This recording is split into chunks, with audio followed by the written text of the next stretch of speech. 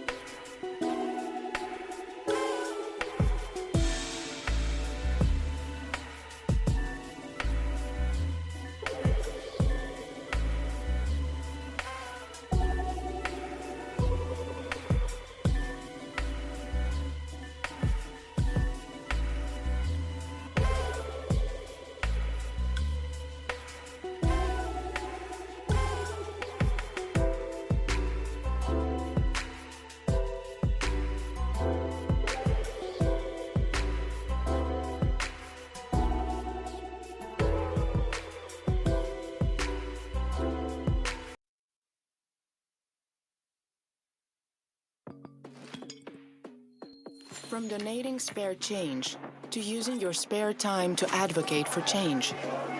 From making efforts to include someone to creating an environment where everyone belongs. From campaigning for liberty and justice for all to striving for liberty and justice for all. From giving someone a hand when they speak up for what's right to lending a hand as a volunteer. From participating to fully participating. Active citizenship is a cornerstone of democracy. Through its grant-making, the Stavros Niarchos Foundation aims to strengthen both, and we are proud to present a series of open discussions on civic engagement and civil discourse implemented by SNF Dialogues, curated and moderated by Anna Kinthia Bousdoukou, and in collaboration with the New York Public Library, the University of Delaware, and the SNF Agora Institute at Johns Hopkins University. More information at snf.org. Stavros Niarchos Foundation, empowering humanity.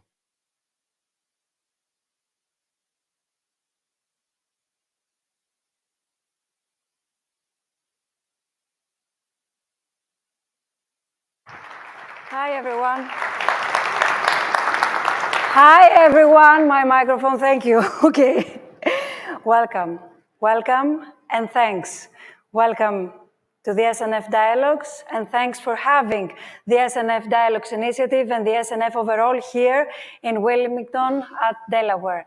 I am Anna Kinthia Bousdoukou. I am the Executive Director of the Stavros Niarchos Foundation Initiative, and I'm also the Managing Director of IMED, which stands for Incubator for Media Education and Development. It's a journalistic, non-profit organization. I'm a journalist. So what is this initiative about? The SNF Dialogues initiative started back in 2017 with a very specific and simple goal: civic engagement and civil discourse, which means this gathering of all of you, of all of us here, with experts, they're coming here in a few minutes, and all of us raise issues that concern us all, our societies, and consequently, our democracy. Besides the Stavros Niarchos Foundation team, a great part of the SNF Dialogues initiative is curated by the non-profit journalistic organization IMED, I just referred to, because there is a team of journalists who curate the content and whatever we discuss during our gatherings, during these public speaking events. And I have to tell you that although we started as public speaking events like the one we have today, nowadays the initiative has been a broader initiative, let's say. This initiative has become a platform where you can find, apart from the public speaking events that we are holding, very interesting opinions, thoughts, ideas through a diversity of formats like podcasts, videos, opinion articles, as I said, infographic, etc. Last week, we were in New York. We were in New York at the Stavros Niarchos Foundation Public Library, where we held the first discussion, the first public speaking discussion of the new effort, of the new initiative of the Stavros Niarchos Foundation in the United States, focused and be centered on whatever we do call civic engagement and civil discourse. And especially with the question if we do mean the same when we talk about civic engagement and civil discourse. So through its support, excuse me for my voice, but it's a long week. We have a summit tomorrow discussing about media and democracy. Not easy topic, of course. So we have done a lot so that we can present to you something which will be interesting, at least, but also useful so that we can start and exchanging ideas, ways of thinking, so that we can fix some things with regards to our role as citizens. That's why we kick off the summit, the Media and Democracy Summit, tomorrow with the initiative of dialogues, with a discussion that we are having today, because back in September, we were in Athens. We held a discussion and we tried to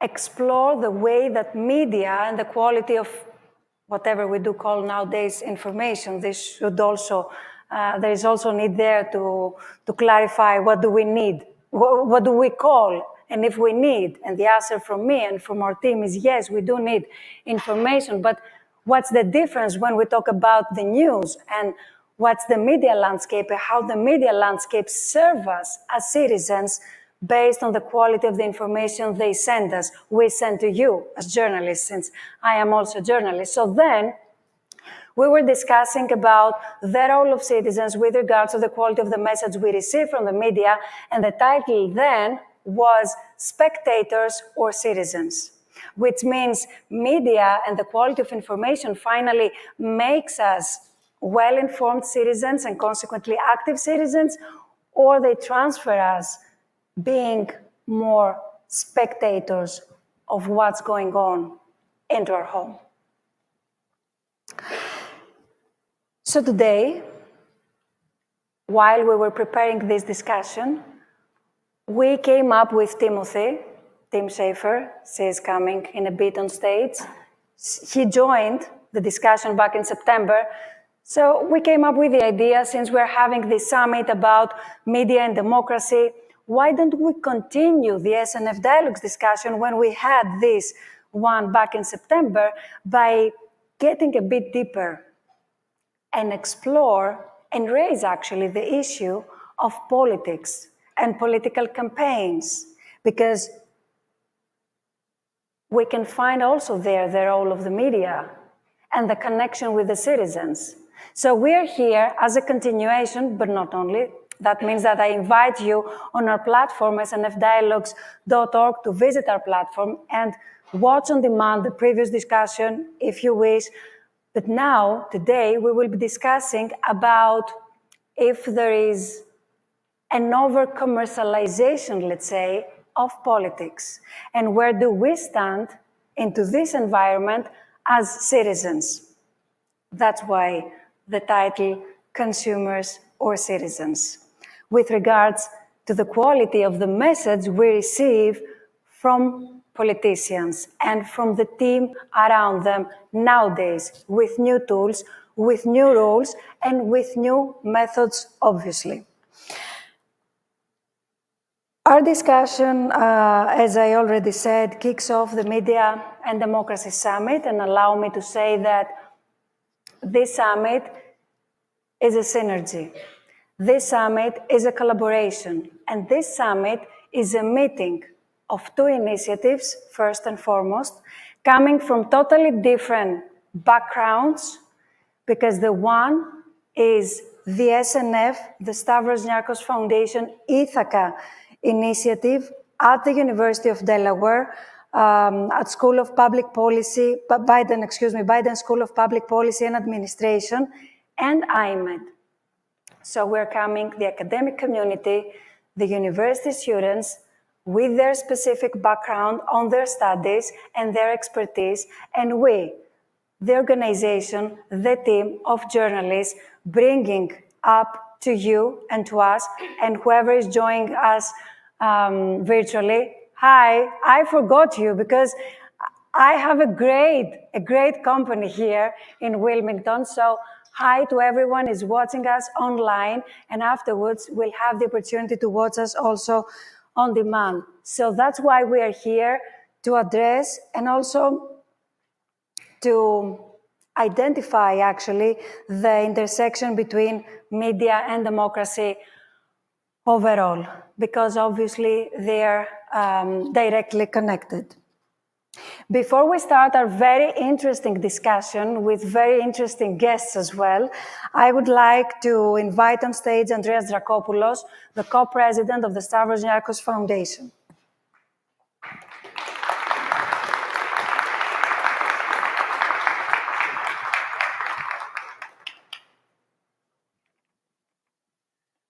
Good afternoon and good evening to all. Thank you for being here. Thank you to all the participants for joining us.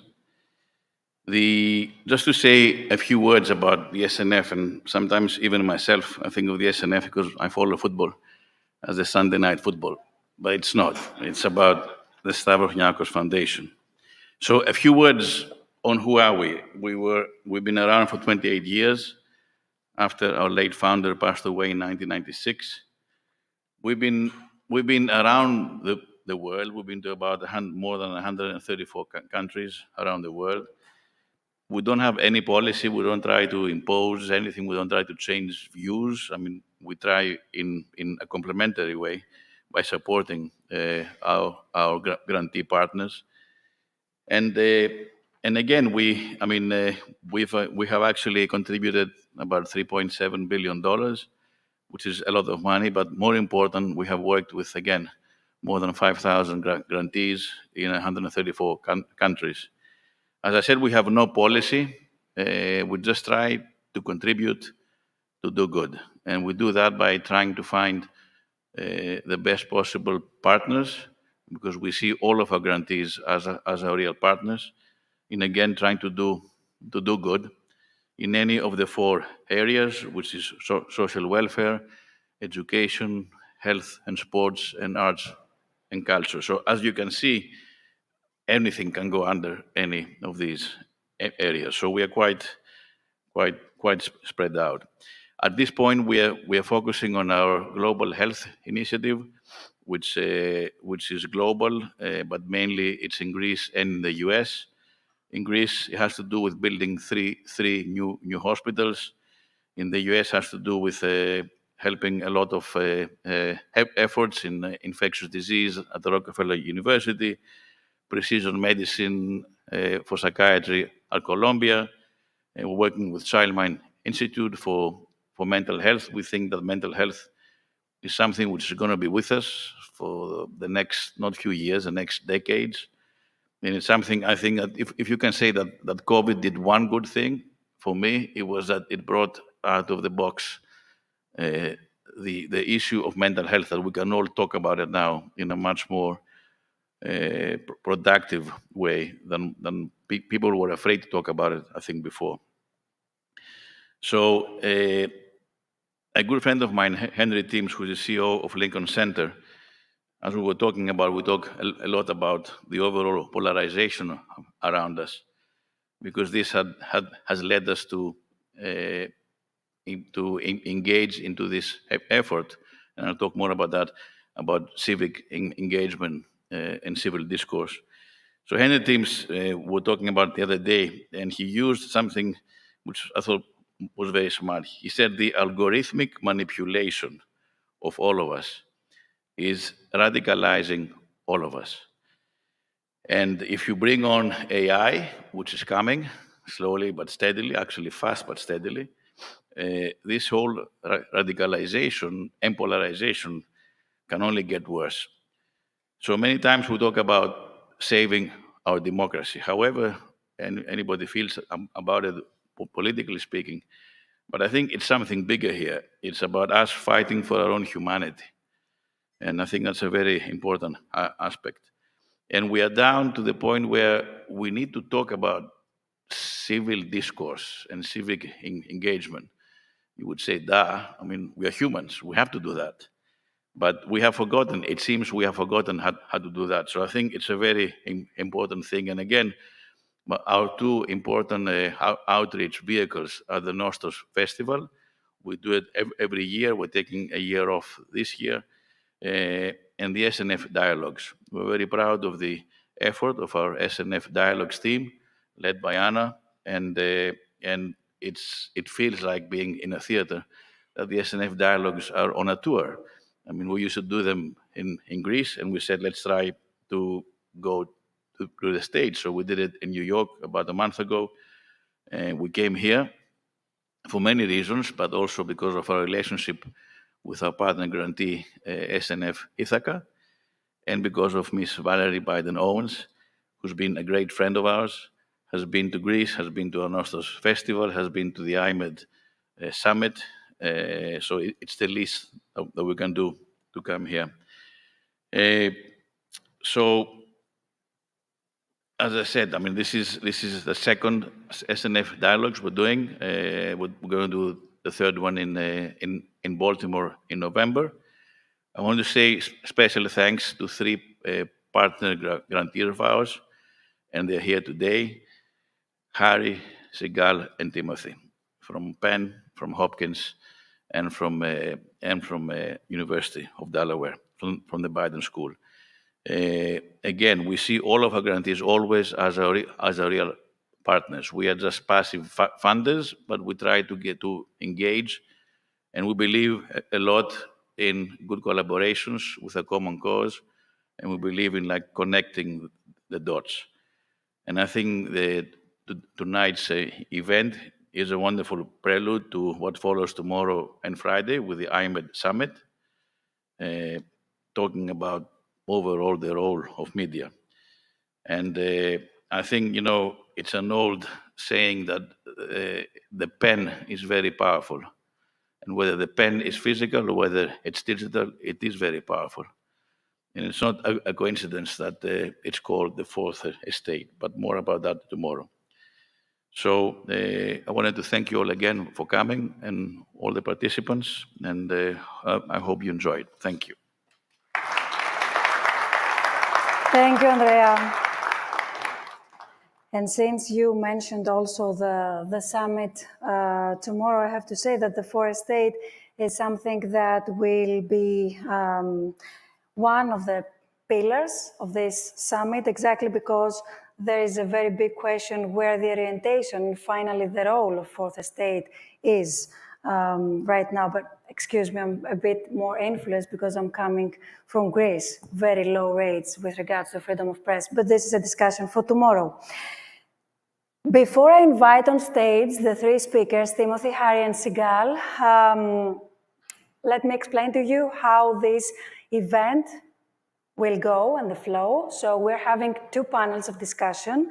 The first panel, which will feature expressional figures from the political and social sciences, like the three academics, they're coming right now on stage, aiming to frame the subject and explain its significance.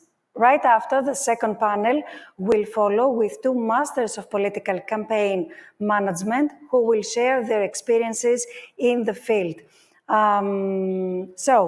During our discussion, whoever follows SNF Dialogues is already aware of. For the new attendees, keep in mind that anytime you can send us through our application, through our app system, your questions. That's the reason why I'm having also my mobile with me on stage so that I can check the questions on the app which is dedicated for this discussion today. And that's the reason we created.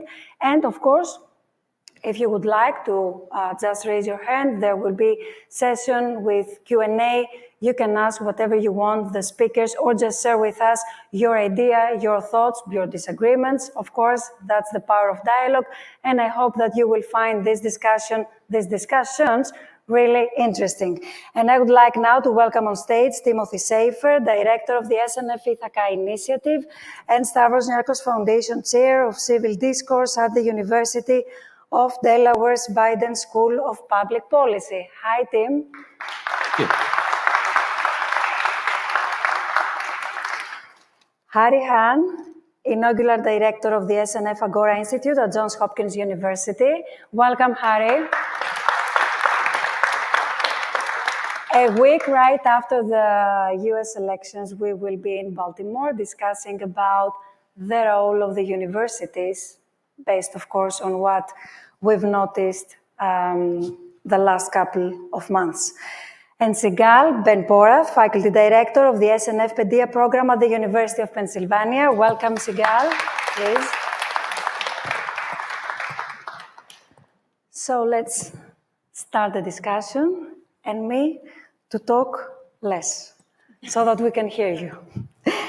So let's start with a question to all of you. I would like to ask you how, if you agree, first of all, that politics has been over-commercialized. It should be okay. on. Thank It you. is. Thank you so much, Anna, and thank you for the opportunity to participate in this panel. I think politics has been commercialized, in my view, in a few senses, but the one important sense that I would like to highlight is that increasingly the effort in political campaigns and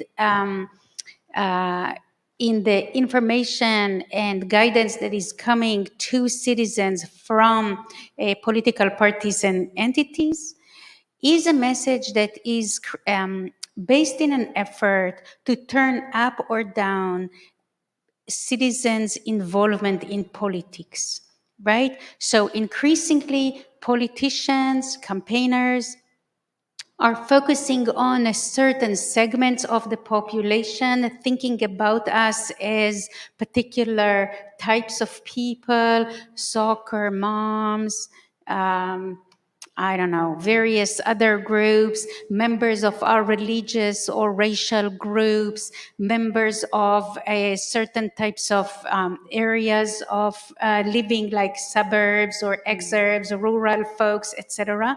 And the effort is to turn up or down our interest in participating as political actors. And in this way, it's similar to consumerist or companies' efforts to turn up or down our interest in purchasing certain goods, in participating in a certain commercial activities, etc.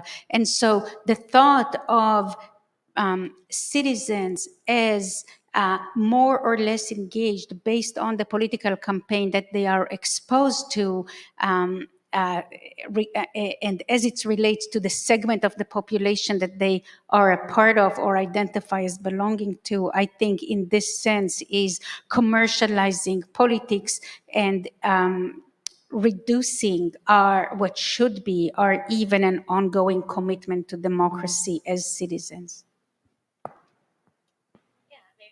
Is this on? It should be. There it is. Okay. Hello. Well, first of all, thank you so much for inviting me to be a part of this discussion. I'm really looking forward to it, and I'm really excited to see everything that unfolds over the next couple of days. On your question, I think the answer I would agree with Sigal in the sense that one of the things that I feel like we've always known from the earliest days of democracy is the idea that democracy is something that you do, it's not something that you have. And one of the challenges with the way democracy is practiced right now is that people treat it like it's something that we have. Not necessarily, and I'm not faulting the people here necessarily. I think it's more that we have a political system in which, as Sigal was describing, people aren't given the opportunity necessarily to learn the habits and the skills that they need to really make democracy work. So that they can be also active citizens, so that they can be, so that there can be an interaction actually. Exactly, yeah. So one of the things we've known, right, is that we don't come out of the womb knowing how to be good democratic citizens, like engaging in civil discourse, being tolerant of opposing views, working with people who are different from us. All of these are things that are really hard to do. And so people need opportunities to learn those skills. And so in the same way that we have to go to the gym to exercise our bodies, we need gyms to kind of exercise our capacities for democratic life. But a lot of those, I think, have been hollowed out or emaciated in different ways throughout American history. And so as a result, then, what ends up happening is that, people experience democracy as something that they have, in the same way that I might go to the grocery store and buy cereal and decide if I want, Cheerios or Chex or something like that. And it's not something that I do where I'm actively getting to shape the choices that I have before me. I'm actively getting to, discuss what it is that we might want in our cereal or, in the communities that we inhabit and so on and so forth. And so I think a lot of the things that, I want to think about is this question of where are the gyms where people go to learn the habits of discourse and dialogue and debate so that they can be better citizens, and not just consumers of the system that we have. Before I give the floor to you, Tim, while I was hearing you, Harry, now, I came up with one very, very exactly to the topic question with regards to the university nowadays on what you asked. And I would like just a comment from you. Especially, and I'm referring obviously to what's going on here in the States the last couple of months and all these things that are going around. How necessary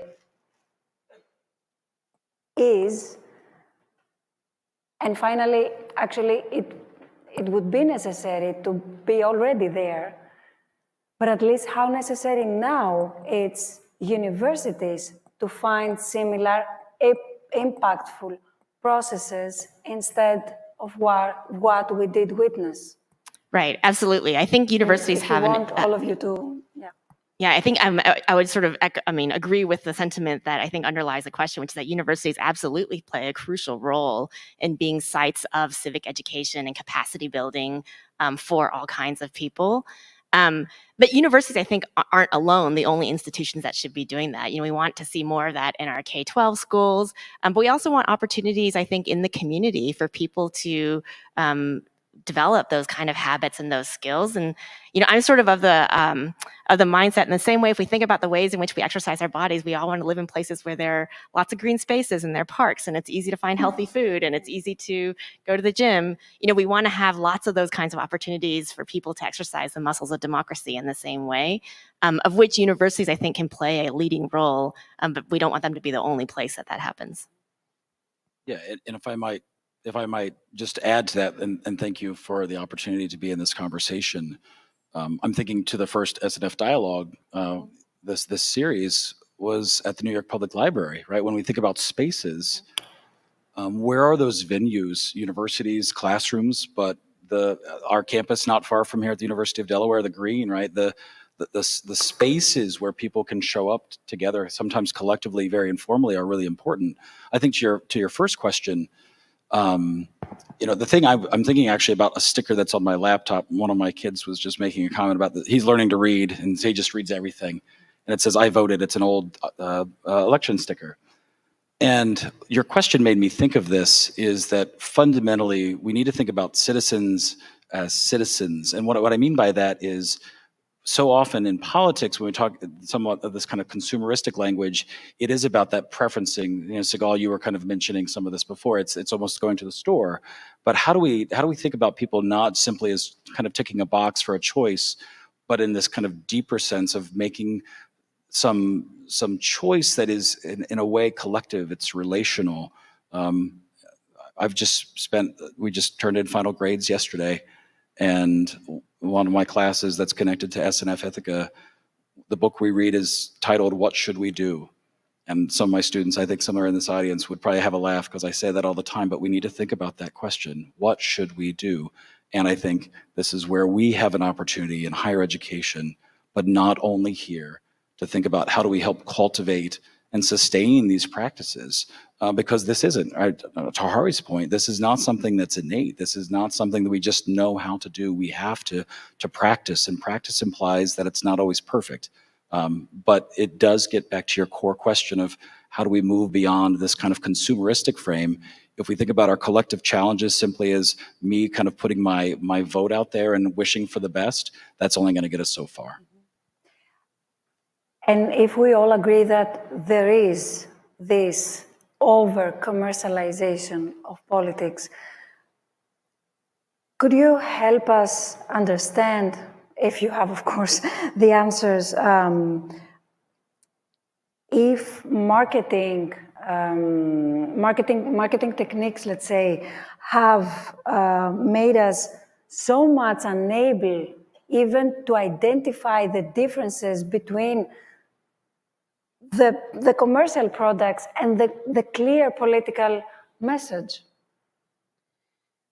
Right. I think the way that campaigns are run sometimes does blur the line between a commercial effort and a political effort. And sometimes politicians are packaged and presented and polished and, marketed as a commercial good. But I would also note that, and this relates to the quick conversation here about higher education, about universities as well, we have to model a commitment to facts and truth in a way that is not always underlying our marketing of consumer goods, right? When you want to talk up about your checks or your Cheerios, in your example, Hari, of course you have to be truthful, but you can still present your consumer good in a way that is overstated, in a way that is trying to create the need or the interest in it. And I think as citizens, we need to be wary of that. We need to be aware of that. And we need to make sure that we are clear in our minds about what kind of good is being sold or presented to us. When universities are engaged in cultivating the habits that Tim was talking about regarding civic engagement, universities have to weave that into their main commitment and mission of cultivating true knowledge, right? And so we need to not divorce the connection between our commitment to truth and facts. As universities, this is our main mission. We are looking for knowledge and truth and to expand our social capacity to understand the world. Our commitment to civic engagement has to be tied up with this commitment. And so it has to be distinct from these more like marketing or campaigning efforts that are not committed to necessarily being based on or reflective of our knowledge and truth about the world. Because in universities, in the US, less than half of each cohort goes to university at all. Higher education cannot be the main or only engine for civic engagement, right? We need more, like you were saying, Harry, but we need to model this way of committing to truth and facts in our political efforts. Go ahead. Okay, here comes the dialogue part, right?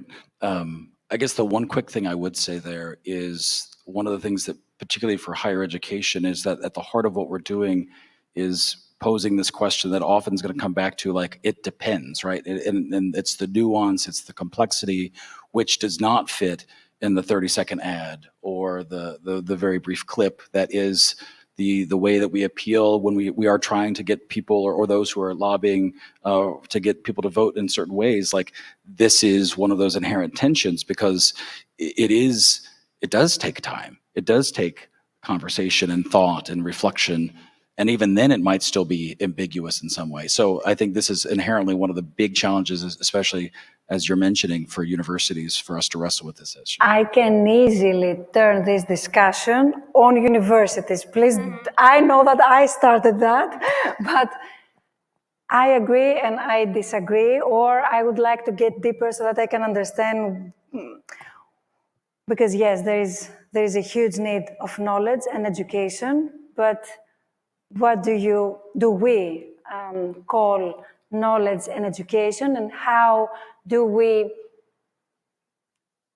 insert on this environment the discussion, the different approach, and actually, based on the backgrounds of all these experts coming from the universities, tomorrow's leaders, how do let them express themselves without keeping this black or white pattern in a democratic way. So it's all about democracy, but we should do, and not just say, as you said, Harry, that we have democracy. Please join all of us in Baltimore. So That's right. let's go, because this is it gets me very nervous, because It's the clock. we have the clock here. Yes.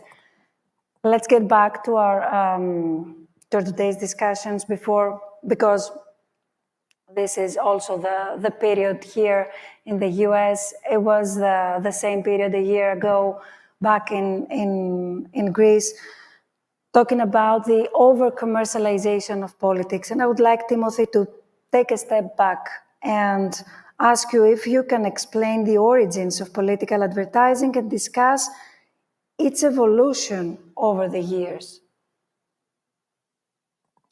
Well, that's a big question. Yes. And I'll have some things to say here, but I will also, temper this with an acknowledgement of, like, this is, I think all of us, we exist in ways that intersect with these core kind of questions, but it is, not squarely our academic spaces. So the question is, kind of some of the origins of this piece, as we think about kind of political campaigns and advertisements. This has changed over time, right? As we really think about, really here, particularly in the United States, and for some in the audience will have experienced these transitions of how we have these kind of pivotal moments. The Nixon Kennedy election, for example, that was shaped pretty dramatically by a television screen, in contrast to what people heard, right? As we think about the way that messaging occurs at different times, or the fact that someone like, as we'll hear tomorrow during the summit with Douglas Brinkley, about the ways in which people like President Roosevelt, Franklin Delano Roosevelt, were able to be elected at times because they were not as seen in certain ways that we would look in a kind of critical way today. And so as we look at these evolutions of what it means to campaign, even when we're looking at the current election cycle, right? What does it mean right now when we have our candidates presenting as they are, right? Two individuals who are being judged by how they're walking, how they're saying things, these sorts of things. These are I think, repercussions of this kind of commercialization or of the ways in which we attack some of these issues or the people without the substance, what's behind it. So it's the superficial. I mean, this is the kind of consumeristic piece that's very concerning to me, is like, what fundamentally are the core questions that we're thinking about in political campaigns rather than the kind of more performative aspects.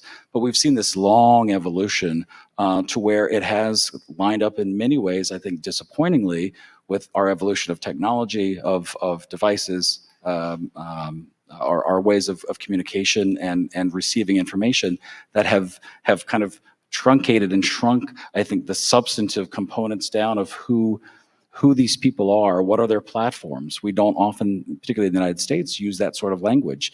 We don't often talk about party platforms. We're talking about more of the sound bites, what's going to be good for this audience, what's going to be kind of appropriate here.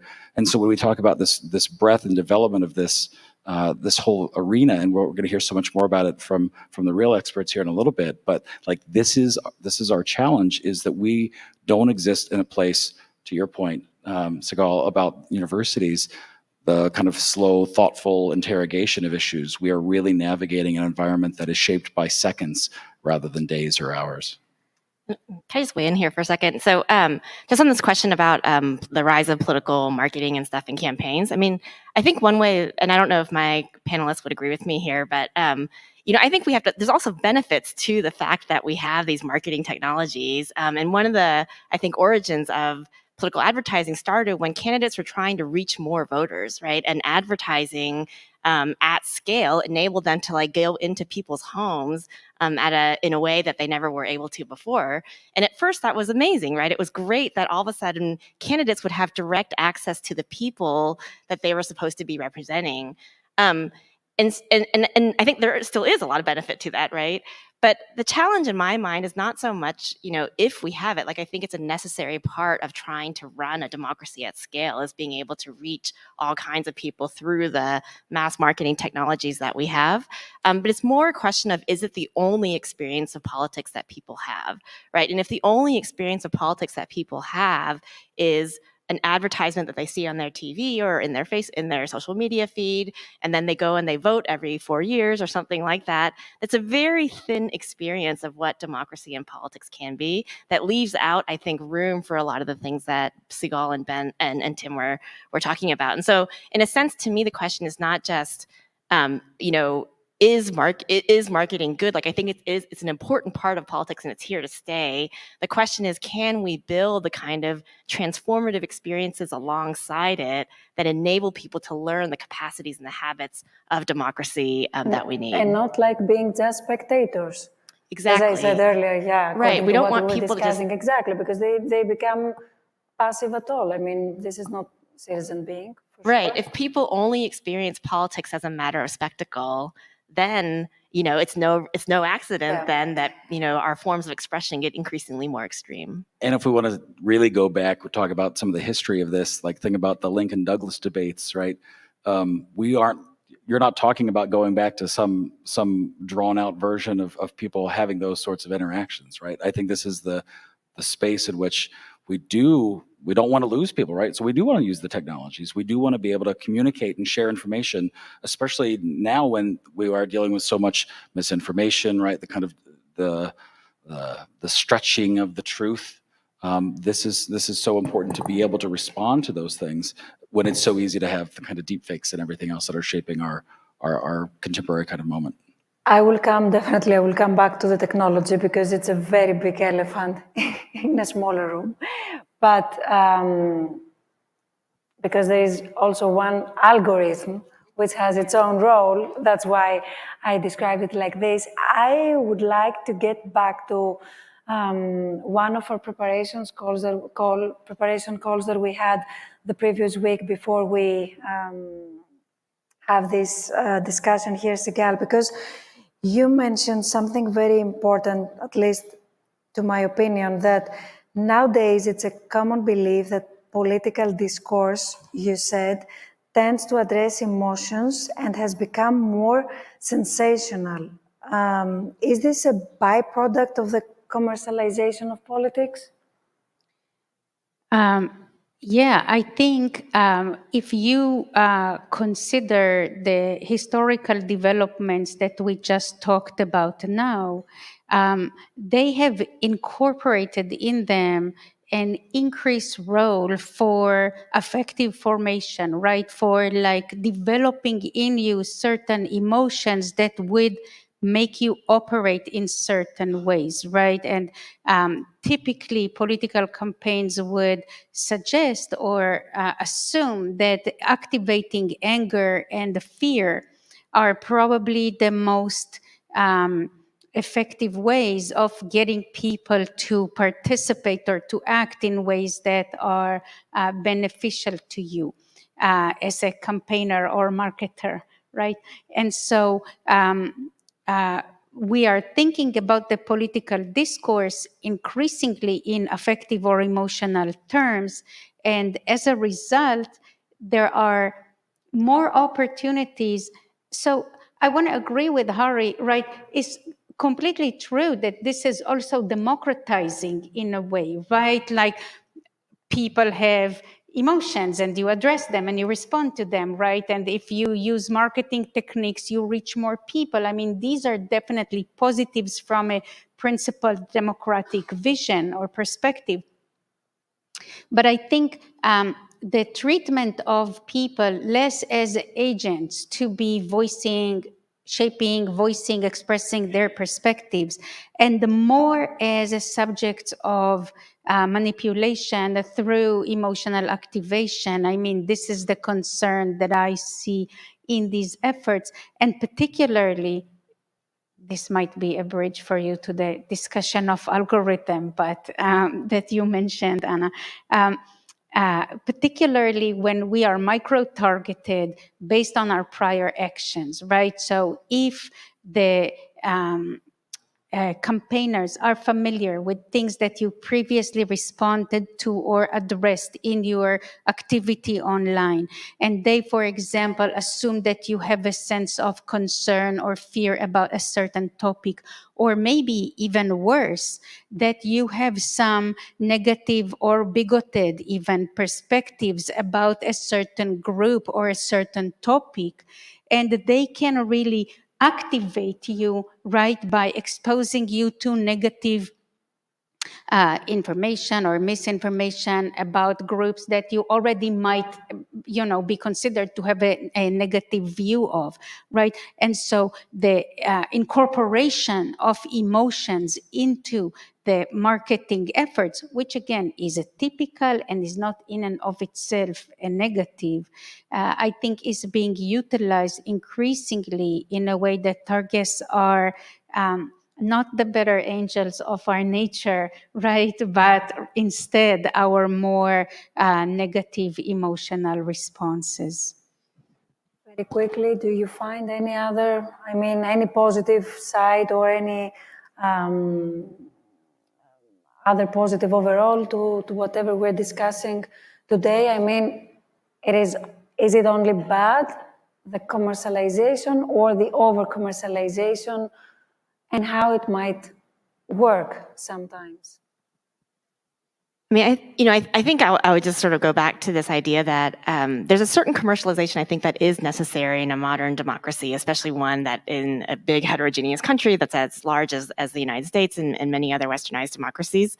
And really the question is the only thing that politics is about is selling products that people want and activating their latent desires, And if that's what it is, then they never have the opportunity to kind of learn what their better angels are. This is picking up on Seagal's, quote. Like, I love that Madison quote, what is government but the greatest of all reflections of mankind? If men were angels, no government would be necessary, And so it's like the reason why we need our political systems is to help us find and reach for these things. And so that's not the purpose of political campaigns. That is a big part of what democracies do. But there's also these other parts of the system that we want to make sure we activate. I was coming to you anyway. So I wanted to ask you, how is this influence of political advertising reflected in the relationship and consequently the interaction between politicians and citizens? Well, I mean, so actually, this is a nice segue. I mean, from that last comment, Hari. I mean, I think you're right. We don't want to forgo the environment in which we live, right? I think we have to acknowledge an element of this. We can't. Three of the four of us are professors by day, right? And we hear students all the time. I hear them all the time say like, "Oh, I'm not into politics. I don't want to talk about this." And I think there's an unfortunate distance of thinking about political issues from the things that they care about, they want, the things that entertain them, that give them joy, that consume them, right, in various ways. And so as we think about, say your question again. How actually the influence of political advertising reflected this interaction between politicians and citizens? Yeah. So yeah, absolutely. So this becomes then, I think, one of both the opportunities, because these politicians can reach out and engage with targeted people in some ways. It reduces that barrier that otherwise feels really distant, of this idea of a politician or a political party being able to reduce that barrier from them in some sort of elite way to those who are in communities, right? In places like Wilmington, but in places around the country that are not, right? In all of these environments. And so leveraging, I think, the technologies that allow them to reduce those barriers are a really important thing. And if part of that is making these appeals that helps them even feel more connected, is really important. So like, we don't want to lose, we can't change the world in which we exist. We can tweak.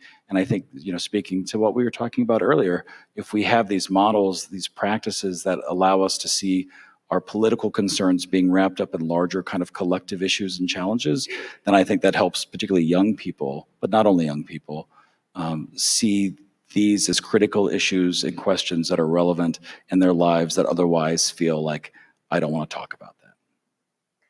I'm getting back to you, Hari, and to the role of technology. And of course, we know very often technology, not always, but very often offers access, for instance.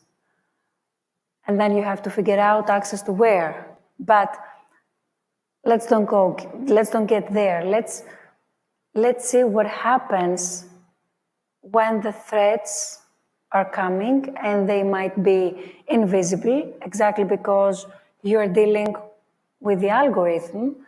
And I think that we are already experienced on what algorithm can do. We also have, especially in Europe, and very well-known scandals. Is there any protection actually for the citizens? Is there any gap on behalf of the institutions to face this kind of threat? Where do we stand? Yeah, I think the question of technology is really interesting, partly because the technology is changing so fast, right? And so I think that's one of the real challenges that we have right now, is the gap between the ability of policy and regulation to keep up with where technology is going. It's a constant, I can't do this with the microphone, but it's a constant race, right? That goes back and forth between those two things.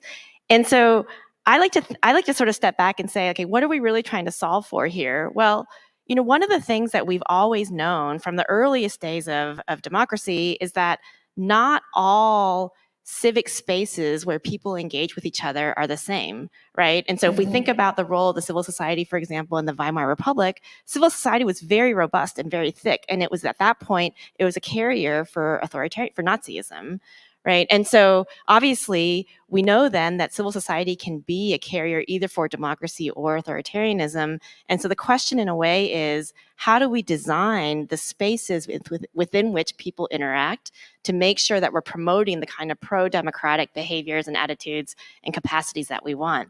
And I think that was the big mistake of the first generation of social media, where we just designed all these spaces without thinking at all about how you sort of guard against authoritarianism and instead promote democracy. And so what I'm really encouraged by is when I think about, when we're part of the conversations with people who are thinking about this current generation of AI, they're trying to think, I think, a lot about those questions of design, right? Like we know that regulation is not going to be able to keep up with, I mean, we need some kind of regulation. I'm not saying that that's not necessary, but I think it's not going to be the totality of the solution that we need. And so some of it's going to have to be baked into the algorithms, the design of the technology itself.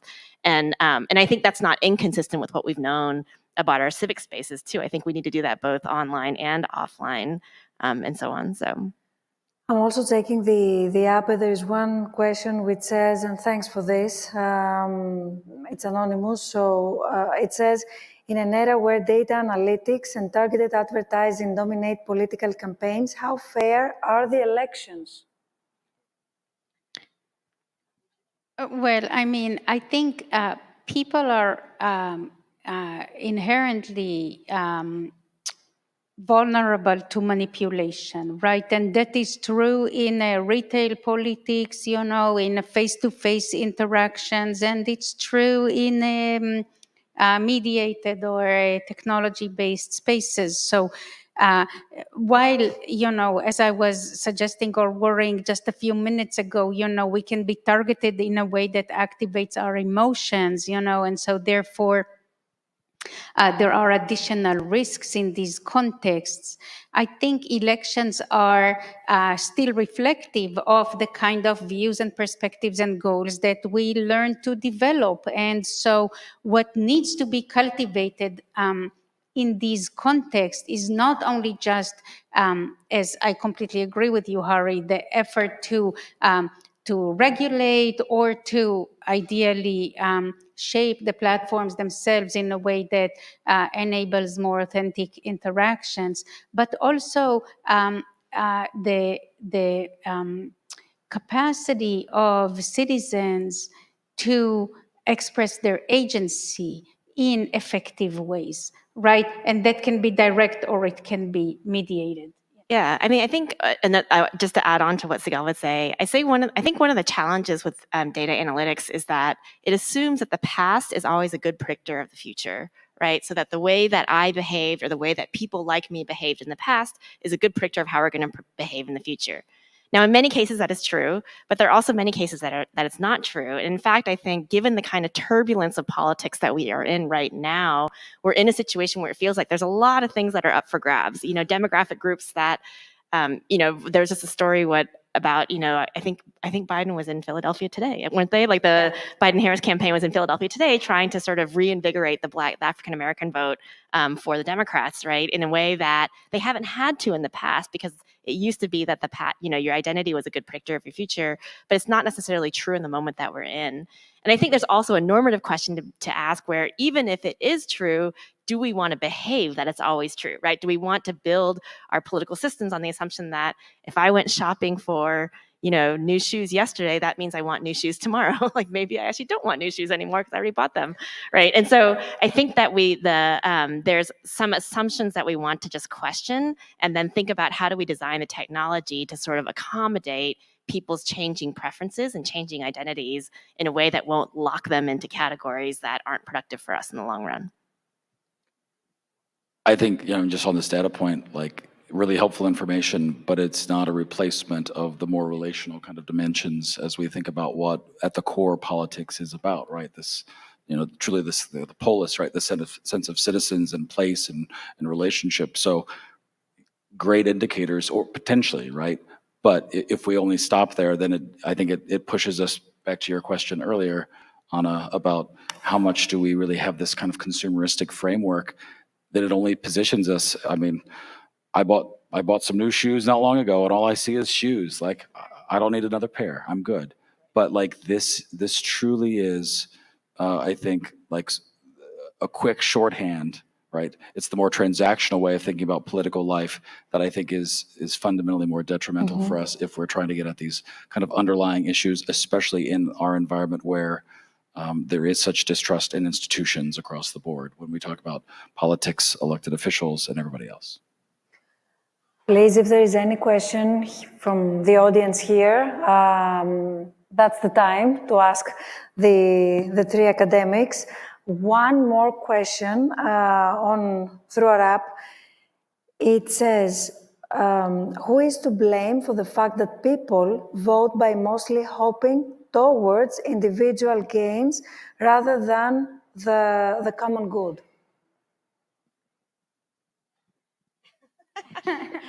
Well, so I will say, I mean, it's a very complicated question, obviously. And you have 30 seconds. We have 30 seconds. Okay. Here's what I would say. I think a lot of times people think about that as a demand side problem, and I prefer to think about it as a supply side problem. So to me, the demand side attitude is to say, what's wrong with these people? Like, why are they just voting in their self-interest? Like, why can't they think about the rest of us, right? Which, fine, that's probably part of it. But the question I would ask is, how often have people been invited into the kind of spaces where they learn what it means to be part of something that's bigger than themselves, right? And if we're not offering people those opportunities, then how can we blame them for behaving in the ways that they have been modeled, for all the sort of experiences that they've had? And so I would much prefer to think about the supply side, which is how do we strengthen the flow of opportunities that we offer people and invite them into places where they learn what it means to be part of something that's bigger than yourself, to have to sort of engage with people who aren't the same as you. And in a way, I would also add that it is meaningful to think about voting in your self-interest also sometimes as an antidote to voting through just thinking about the group interest, right? So maybe when you are thinking about yourself, maybe your family, your children, your needs, in the immediate context. Do I have a park? Do I have a library, like the civic spaces we talked about before? These are, small individual personal interests, but they are an antidote to me thinking about myself only just as a member of a group, and the aggregate interests that really undermine or fail to reflect our common everyday, oftentimes what is going to be good for my children is going to be good for your children in various ways if I am thinking about it in a personal way rather than in a group way, right? Children like mine versus my children, right? This will serve other people's children as well. So there's a way in which, and I recognize, like the sentiment and the concerns, but I also think that there are upsides to it. I'll be very quick here. I'm thinking of the phrase mutual self-interest, which becomes really important, is that I don't think we give up on what we care about deeply, or what we value, but I think with this orientation and acknowledgement that it has to be with this larger kind of notion of the who are we? And I think that's one of the core questions we have to think. It's always an us and them, and how big do we draw that circle to be inclusive? And sometimes there are really good reasons to not have that circle wider. But oftentimes I think it is more of this invitation, but it is at the end of the day, it is about this practice. It is about the familiarity of even how do we show up with one another. We just all had commencements, right? And one of the students just made an acknowledgement, this is the first time I'm going to get to do this. She didn't do it in high school. We don't have, especially for young people right now, a lot of these collective experiences that many of us would think about as spaces to even show up. They had existed in so many ways in mediated kind of environments. And I think this is going to be a challenge for all of us, is how do we show up truly in collective ways and wrestle with issues and questions that aren't always, especially back to our theme around politics, with just those who share our sets of values and views and beliefs, but also with those who don't. And how do we then talk about those things? Not in some artificial consensus, but to understand maybe a little bit more deeply what it is that challenges us collectively. Thank you. There are many questions here. This question came from Agilos. There is also one interesting question. It comes from Robin. Unfortunately, we ran out of time, so I would like to give the floor to all of you. If there is any question that you would like to, or idea or thought to share with us. Yes. Yes, going back to what Tim was saying about, the shoes, not having to want to buy more shoes. I mean, there is within, and I'm coming from the environmental policy arena, this kind of addiction with more consumption being better. And that seems to be true of also with reference to just the political discourse. The more you have it, I mean, just the CNN type of, environment around constant news, and the more the better. Is there a point at where you say actually more is not better? And it's, in fact, there are countries, one of my other countries of citizenship is Australia, where there are limits in terms of your political campaigning itself. So some thoughts on that? Yeah, so one of my favorite studies in political science sort of talks about, basically shows that like as politics became more transparent, people's trust in politics went down, and so like C-SPAN and the kind of like idea of sort of like constant exposure to what's going on in Congress really came out of a set of reforms in the 1970s when people wanted to kind of get rid of the smoke-filled back rooms where these deals were made, without sort of open exposure to sort of to public scrutiny. And so they created, C-SPAN and other kinds of things where people could see what was actually going on in Congress.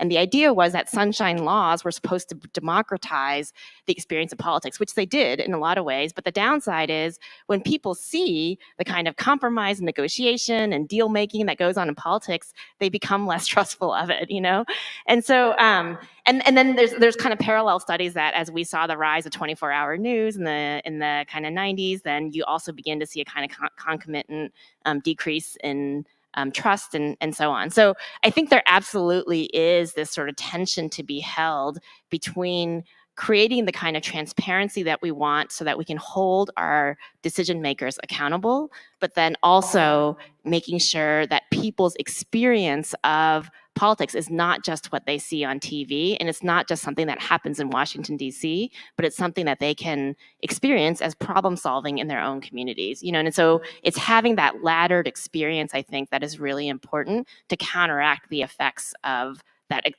increased exposure that you're talking about. Is there any other question? One more, okay. Hi. Is there any? Okay. We need for the live streaming, please. Oh yeah, for sure. Sorry, thanks to see you all. You were asking Anna about political ads, and I looked at those in the 2016 election. The fact of the matter is, political ads are not political information. They were never meant to be. They're meant to persuade. So when Howard, you talk about the supply side, that's what I was looking at. We can't look at that for information. That's not their purpose. And if we look at that, that's not going to be the case. So that, and even at the beginning, when in the 1950s, when they talked to Adlai Stevenson and to Dwight Eisenhower and to others about having political ads, they thought that was a horrible idea. Once money came into it, Citizens United, once money came into it, then political ads became much more important. And they're going to spend $10 billion. I'm just looking at it today. They're going to spend $10 billion on political ads in the 2024 election. None of those ads is directed at the political, at citizens' discourse. It's just not. And so that's my worry. When you talk about commercialization, that's my worry. I don't see it coming that way. And that's the supply side. That's the supply side from ads, let alone supply side from news. Can I just jump in here? So actually, I totally agree with what you're saying, and actually that leads me to a point that I wanted to make before, which I think is actually a good way to end in a sense, is that if we see political campaigns that are driven by advertising as the only experience of politics, then yes, that is absolutely not what we should take in as our source of political information. And so alongside that, we have all these questions we can ask about the viability of media and other things that I know that the summit is going to be addressing over the next couple of days. But just a couple comments to kind of reiterate, I think, what you were saying.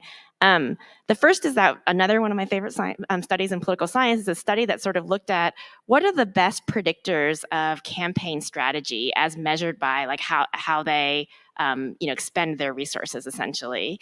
And you would think that and they looked at congressional campaigns, so federal campaigns, for Congress. And you would think the best predictors would be things like, is it an open seat? Is it a red state or is it a blue state? Is it, was there a scandal? Sort of different things like that.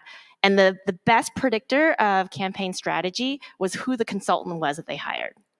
Right? So that's, I mean, if there's anything that tells you about the commercialization of our political campaigns, it's the fact that the consultants are driving strategy more than the kind of fundamental conditions of the actual race. And so that to me just like blows my mind in a lot of ways. And so I think there's like a whole kind of normative conversation that we could have about how do we run campaigns in a way that aren't slash and burn campaigns where you win at all costs, where the campaign is having to ask, what is it that we're leaving behind? You know, and that's like my favorite campaigns that I've worked on are campaigns that are always thinking about how do we do our advertising? How do we do our outreach to voters? How do we do our field program in a way that asks not only are we going to win on election day, but also what are we going to leave behind in the community when the campaign pulls out of that community? And I think that changes the calculus in an important way. At this point, I will thank you, but you're not moving, you're not going away. You will sit right here in the first row so that you can join the second panel of the discussion. Is it okay? Because we would love having you also during the second panel of the discussion. I would like to thank all of you for joining the first panel of discussion. Sigal, Timothy, and Harry, we'll see you right here. Thank you, thank you, thank you, thank you.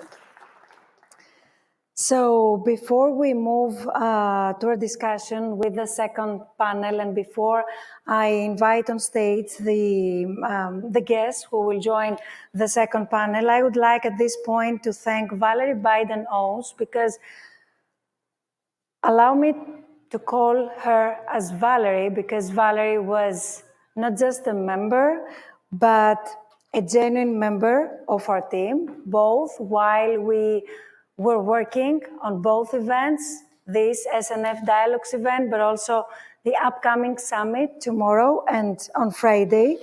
Her contribution on our effort, on our common effort to address the topic of civic engagement and democracy overall has been invaluable. So with great honor, I would like to invite Valerie Biden-Owens on stage so that she can share with us her views on what we are discussing, not just the commercialization or over-commercialization of politics, but on the commodification, I would say, of democracy and our civic responsibilities in today's media landscape, as well as her personal experience since she is the first female presidential campaign manager. So, Valerie, the floor is yours. Yes, I want you. Thank you.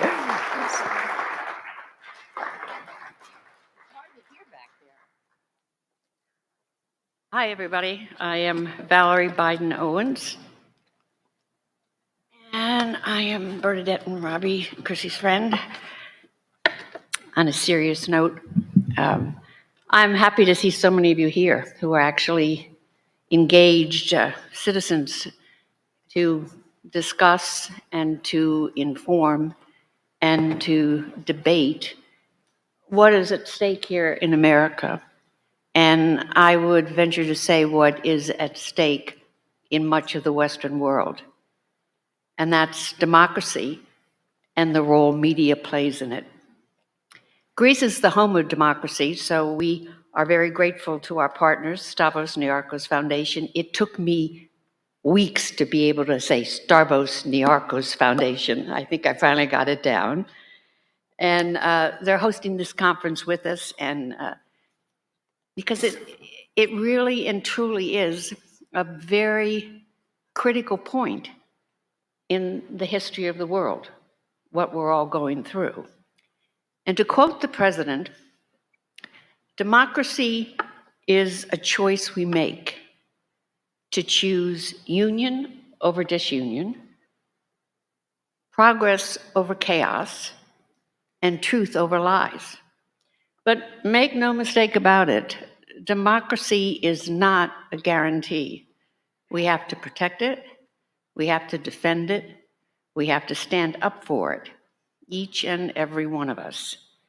Democracy is not a spectator sport.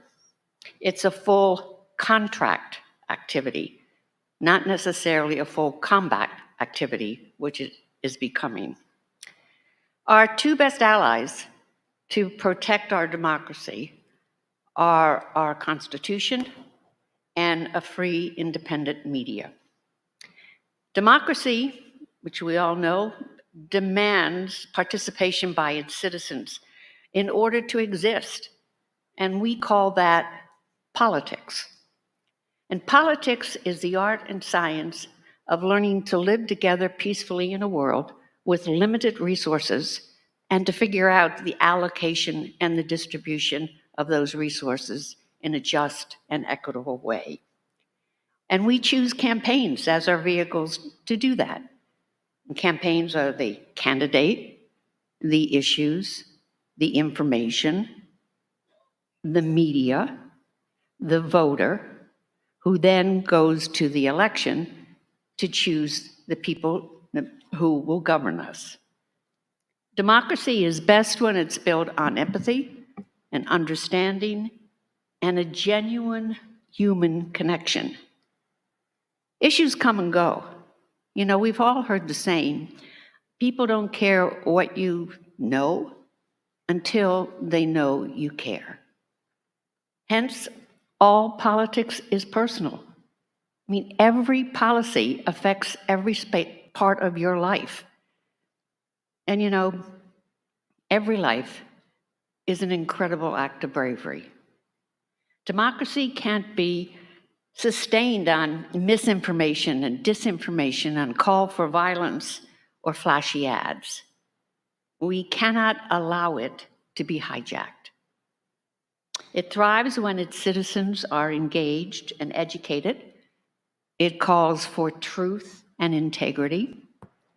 And that's where institutions like the Biden School come into play. And that's where institutions like the media writ large come into play in the form of responsible journalism.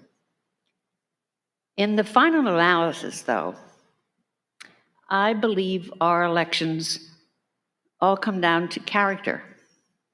Now, immediately we think, oh yeah, the character of the candidate. Well, that's a given. But I say it is also your character, the voter. And I would say that it is ask you to take a personal inventory. What do I value? What do I stand for? What's my true north? Do I value principle over party? Do I value patriotism over ideology? It's on you. Knowledge is freedom, and freedom is power. We own them both, so let's use them. My profound words of wisdom. I'm a Biden. I could talk for another 45 minutes up here, but I'm going to be quiet because I am now going to, well, you know Anna, as she has now become more than to me, more than the executive director of SNF Dialogues and the co-founder of IMED. She's now a sister in arms. And once a Biden gets her teeth in your ankles, wherever you are, you're never going to get away. Our moderator, she's going to moderate the next debate with Jennifer Palmieri and Mark McKinnon, who are two good friends of mine from both sides, each side of the aisle. Jennifer and Mark know a thing or two about political campaigns and media. Jennifer served as the White House communications director during the Obama-Biden administration, and she was also communications director for the Clinton 2016 campaign. Mark served as chief media advisor on both of President George W. Bush's campaigns, and he worked with the late Senator John McCain on his 2008 presidential campaign. I've seen them both in action, and they are not to be messed with. I've seen Mark, particularly on the other side of the aisle. We've been up against him a few times, but it's always been a fair fight. He's a man of integrity, and I don't think his judgment is always right on what candidate he goes for, but he is a good, decent man. And that's what we need back in politics. So I will yield the floor to Anna and to enjoy the practical side of politics. Two minted, strong campaign managers, and who will tell you like it is. So thank you very much. Thank you. Since we're having you here on stage, may I ask you, although you shared the whole spirit about whatever we're discussing today, but your experience as a campaign manager in the field and having faced the transaction and technology's role and all these things that we were discussing, would you like just to share with us, even in one sentence? Yes. Of course. Yes? Oh, no, we need a microphone, yeah. I can talk. But we are also live streamed, so we have audience online. But my question would be, Thank you. which was your first experience based on maybe your first political campaign? Okay.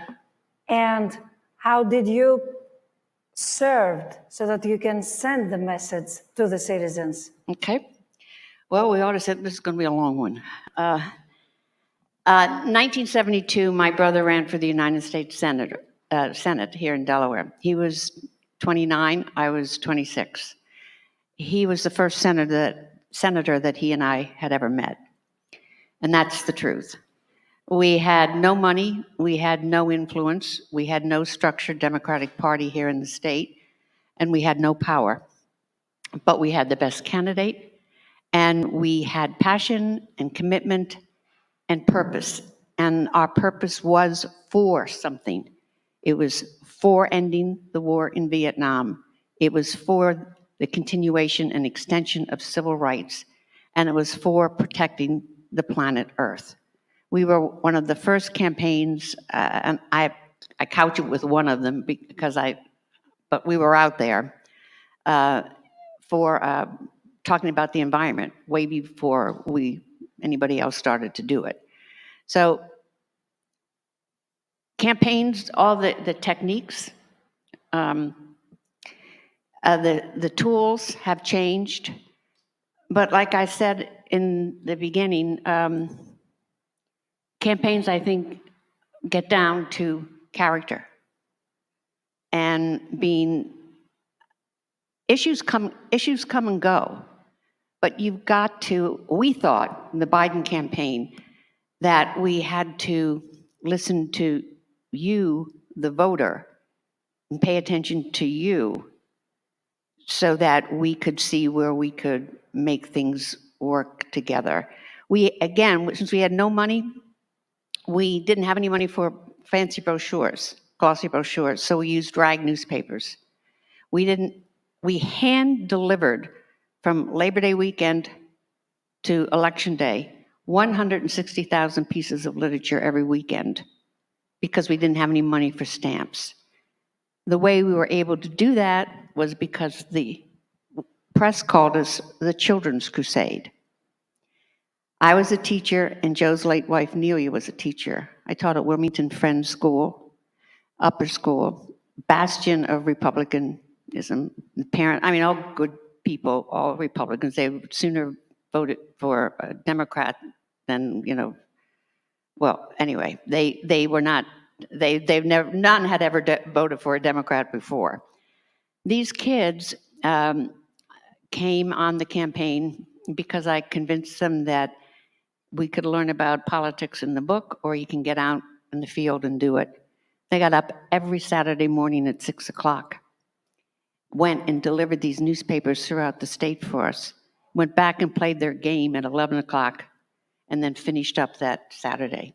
And I believe in the end, the reason we won by the astounding margin of 3,163 votes was because of these parents who saw their kid, who wouldn't get out of bed usually until noon, but Mary or Johnny got up at 6 o'clock to go deliver this paper for this Biden.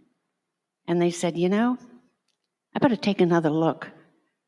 And there's something that, why my daughter likes him so much, my son likes him. You know, we parents think we teach our children, we do, but boy, we learn a whole lot more from our children. They teach us. What, did I do it? Whatever you wanted. I was just curious. I was just curious because now we have to deal with so many different things, even for whoever is already in the field on behalf, involved to whatever we do call political campaigns. And now they're coming, the two guests, to dive us deeper into this field as experts. But on the other hand, we are citizens, and somehow we have to address and identify where the technique stops and the message starts. Exactly because we are into this era. I think what we do, I think campaigns are like relationships. It's personal. And we went door to door in the old-fashioned way. And we asked people not to vote for us, but I would knock on the door and said, I'm Valerie Biden. My brother's running for Senate. Will you take a look at him? Or Joe, I'm Joe Biden. What do you think is the biggest problem facing the country today? And politicians like you, or whatever the answer, we went around with a handheld tape recorder because we didn't have any money for TV or, again, with an old radio guy. And we asked the people at the mall, what do you think about politicians? I think they're all crooked. Or what do you think is the biggest problem today or what's happening to Red Clay Creek? People gave us their answers, we cut them down, and we played these little cassettes on morning drive. But again, I'm not dumbing this down. Issues are important, but I believe that it's the person who's going to work with those issues and what they're going to do. It's the person that matters, the character. Do you think that person's honest? Do you think they're decent human beings? And maybe I'm naive in that, but you use the issue is the vehicle to show the soul and the person of the candidate. Thank you very much. Thank you. Thank you. Thank you. I can take this. I can. So while we're moving forward, we are ready. Thank you so much. We are ready to invite on stage the two speakers, Jennifer Palmieri, Political and Communication Strategic and Senior Advisor at Emerson Collective. And, Jennifer, hi. And Mark McKinnon, Political Analyst and Media Producer. Welcome both. I'm not sure if this is okay here, but okay, you will figure it out. Okay. Hi. Hi. Hey, how are you? Honored to be here. Thanks for having us. Yeah. So that was good. The little Q&A with Val was good. First panel was great too. We don't get to think about solutions a lot, Mark and I. We just think about. It's here, the first panel. Yeah, there they are. We don't get to think about solutions as much as you all do. That was interesting. The second panel, though, has something very, very helpful for me. They are experts with a long experience in the field, coming from, as experts, I don't know, as voters, but I'm kidding. Coming from totally different parties and political parties when they were involved with political campaigns and not only. But both of them are working together, is that correct? We have been working together for the last few years, doing a television series, and we continue to work together on lots Things like this. Yeah, on efforts like this. We're working together to preserve and protect our democracy. That's right. That's why I said that it will be very helpful for me. Take it away. I'm just counting now. I mean, where should we start? Is this, whatever we discuss, the politics overall, I would say, and the political campaigns and this commercialization, because we received also some messages on the app that they say that even the commercialization is a bad thing of politics when it has to do with our lives, when it has to do with us as citizens. On the other hand, some others say that, you know what, commercialization is part of our lives, we have it here and there, it's not bad, there are also some positives, but when we're talking about over-commercialization, the thing starts being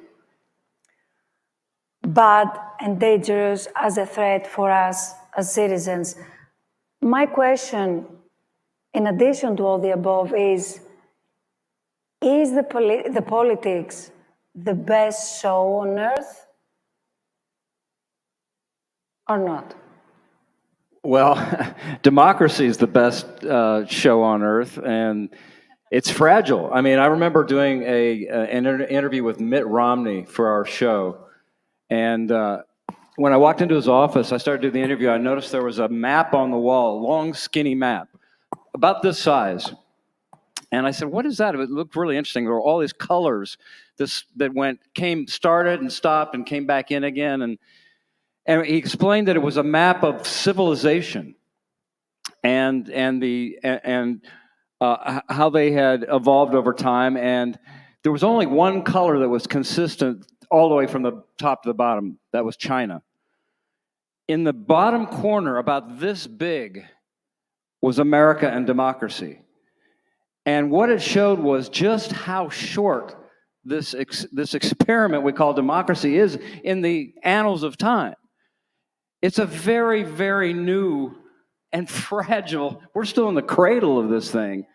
And we saw last January 6th just how fragile it is. So, when Joe Biden said he's fighting for the soul of America, we're fighting for the soul of democracy and the thing that makes America what it is. Now, there's so much to talk about, and I'll just kick it off by saying there have been in our history, people say we're really politicized. Well, we're not as politicized as 1860. We killed 750,000 Americans, our own brothers and sisters within our own borders. In the 1970s, it's an amazing number of, there were 250 domestic bombings over a course of 2 years. There were riots in over 100 cities. 47 people were killed. And these were issues over slavery and over American boots on the ground in a foreign country where we weren't welcome. So, arguably, the issues we're fighting for, we're not fighting over slavery or American boots, a foreign war that we're involved in right now.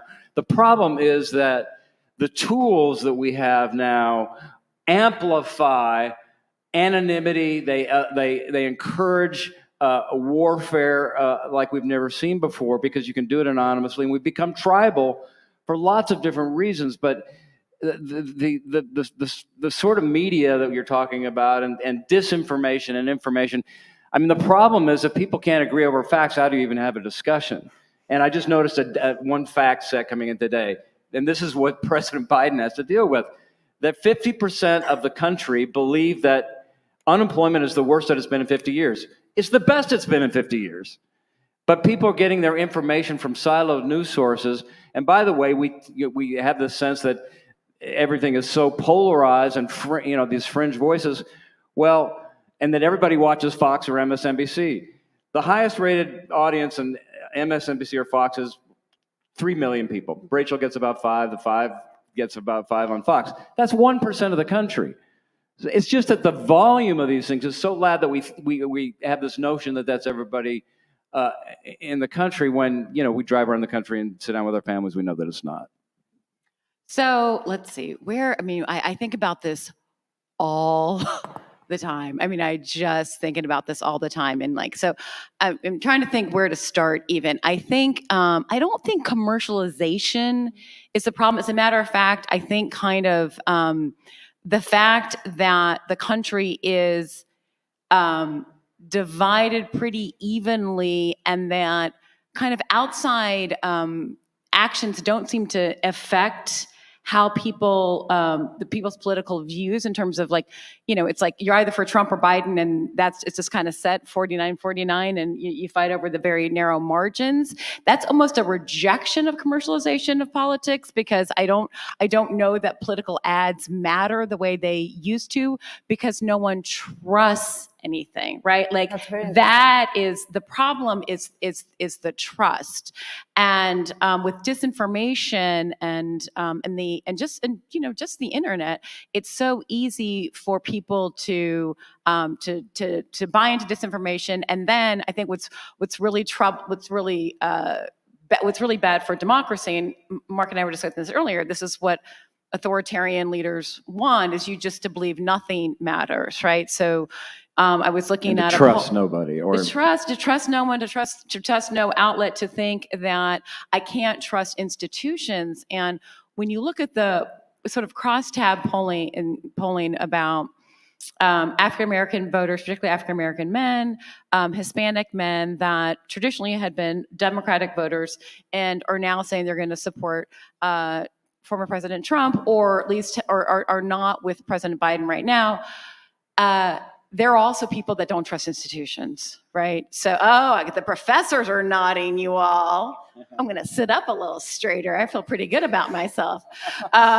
So that I think, so then when you, it's so wild to me, because not that long ago, a state that was highly college educated, mostly white, and an older population was not a good state for Democrats, right? Well, that's Wisconsin right now. And that is looking like a better state for Democrats than a state that's more diverse. And I think it's because it's like if you pay attention to the news, more sort of traditional establishment news, you're likely to be a Democrat right now. And if you don't, you're questioning institutions. And so it's sort of gone, leapfrog beyond commercialization to, I think, disinformation as being what is really testing us now. I would like, before we move forward, because whatever you say is very interesting, I would like to get a step back and share with us a few words about your experience, of course your background, but your experience. I mean, where do you remember yourself being involved, and you, Jennifer, too, the political campaign, and you felt, for any reason, that you have to change your strategy using new, different, techniques that you might didn't want before?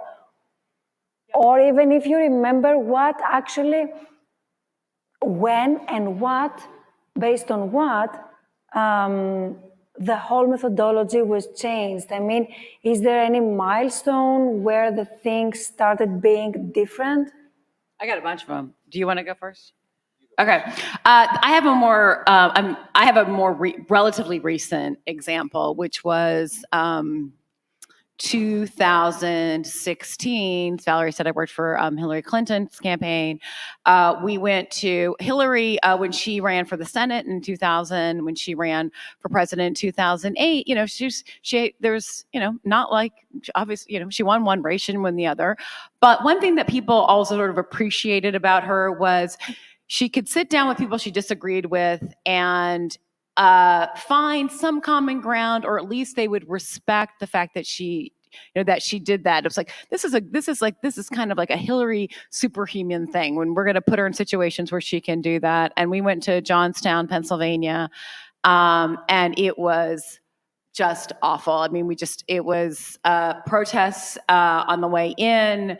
I'm not really, I don't know if there were protests inside the event even, but it was not, we were expecting it's like, great, let's have her talk to these people. And there was just no talking to these people, because they had been living in, at that time they were living in a Fox universe.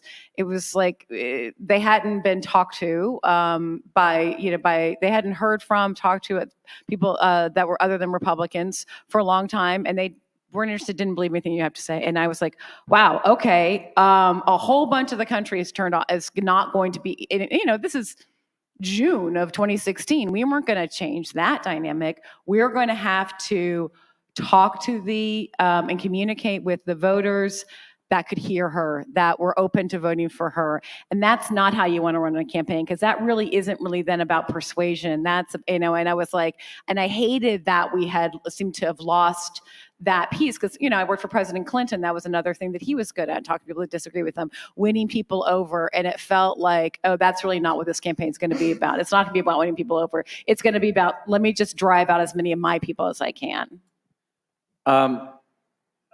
Over the course of my life, I've worked primarily I was a bad songwriter for a while. No, stand by, stop. He ran away from home when you were how old? 15. 15, from Colorado. He went to Nashville and he became a musician, played a guitar with Chris Christopherson. Yeah, exactly. When he was Chris Christopherson, yeah. And actually, wrote songs in that venue, and played with him for years. So that's super cool. For years, until I realized that I was going to end up as the second act at the Holiday Inn in Wilmington, Delaware, when I was 15 years old. And I went to Plan B, but so I was a songwriter, then I was a journalist, then I did campaigns, then I was a columnist and produced a television show.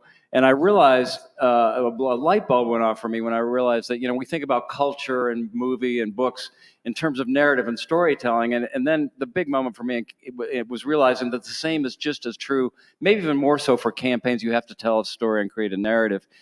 You ask about what's effective. And when George W. Bush asked me to run the media for his campaign, for the 2000 campaign, I was elated for about 15 seconds, and then I went into extreme paralysis and anxiety because I'd never done anything on that level before, and I was really petrified that I wasn't ready for it. And so I spent a lot of time going and kissing all the rings of all the living people who had done presidential campaigns before, who were alive, and went to the presidential libraries and studied, the first television film. And it was really interesting to see how it evolved over time, because there's real evolutions of what works and what doesn't, because the voters kind of get used to it. It's like a virus in the body. You give them the shot and it works for a while, and then it doesn't work.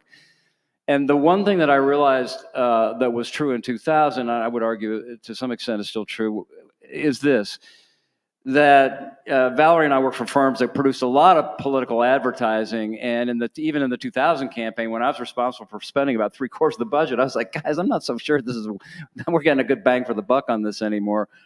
And the problem is that people understand the First Amendment, and you can say whatever you want, including things that aren't true. And by the way, when they see a television ad, they know you're paying for it, and you can say whatever you want. It's not likely very, very true. So looking at that challenge and looking at the candidate, George W. Bush, I said, well, what do we do? Well, first of all, you have to sort of realize, the assets and liabilities of who you're working for. And one of the assets of George W. Bush, so he was very authentic. One of his liabilities was he was a terrible public speaker. And he was not good reading a teleprompter for ads. So conventionally, you'd write a script and have your candidate read a script. Well, he was terrible at it. He looked like he was reading a script. He was not Ronald Reagan. And so we produced the film for the convention. And, over in a presidential campaign, you have 3 times where you can really move the dial: when you announce, your convention speech, and your VP pick, and the debates. That's when you get a June debate in this case. Even before the convention. But you get lots of eyeballs, so you want to take advantage of that. So I was tasked with when the candidate does a convention speech, there's like a 5 or 10 minute video that introduces them. That was my job. McKinnon, go produce this. And people in the primary know you, but this is when you get a chance to really introduce yourself to the broader public. And so it's like, this better be good. I went and interviewed President Bush and Laura Bush at their ranch in Crawford, and I had asked a bunch of questions. Again, he didn't read a script well, so I would just do interviews and tease out authentic responses and tie those into ads, or in this case, the video for the convention. I asked him one question about when his kids were born, and he just completely mangled it in kind of typical Bush fashion. And it was really funny, and we all burst out laughing, and he laughed and Laura Bush laughed. And I said, okay, let's try it again. We did it a couple more times till he got it perfect. I go in to edit the film. We get to that point. The mistake happens. Say, okay, get that out, put in the good cut, and we start to go on. I said, wait a minute. Go back and put in the mistake. And they were like, what? And you can imagine the response when I took this to Karl Rove. Particularly like the buttoned up Bush campaign. Yeah, I imagine the response with Karl Rove and then President Bush is like, wait, what are you doing, McKinnon? We're paying for this, and you're intentionally putting in a mistake. Why would you do that? I said, because it's authentic, because it's funny, because it's real. People can relate to that. They can relate to that vulnerability. They can relate to that humanity. And by the way, let's just admit the obvious. Our guy's not the greater orator in the race, and let's lower the bar of expectations. And they let me do it. I mean, to his credit, George Bush was really, he was confident enough in himself to say, listen, I know what I do, and I know what I believe. You're the media guy.